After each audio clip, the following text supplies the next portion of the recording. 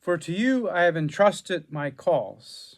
This is a cry from Jeremiah as a person who was existing in the world.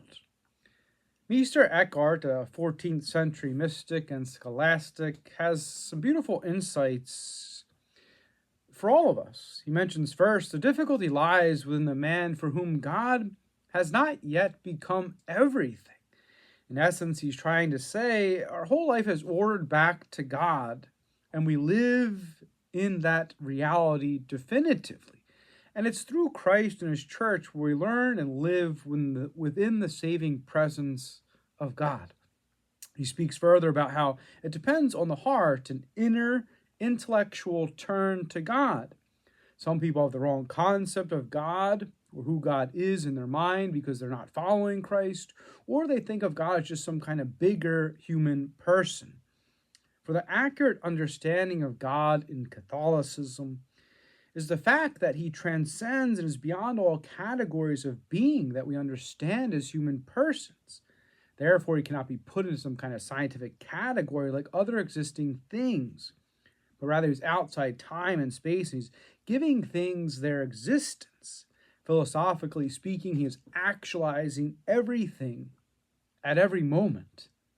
This is the God that is united to the humanity of Christ as one divine person.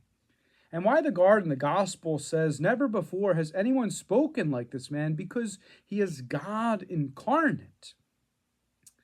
Eckhart goes on to say that one must learn inner solitude, and the man to whom God is ever present and who controls and uses mind to the highest degree, that man alone knows what peace is, and he has the kingdom of heaven within him.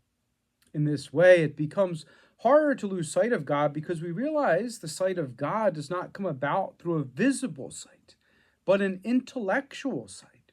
This is why some saw miracles and they didn't believe. They lacked an intellectual sight that God was present.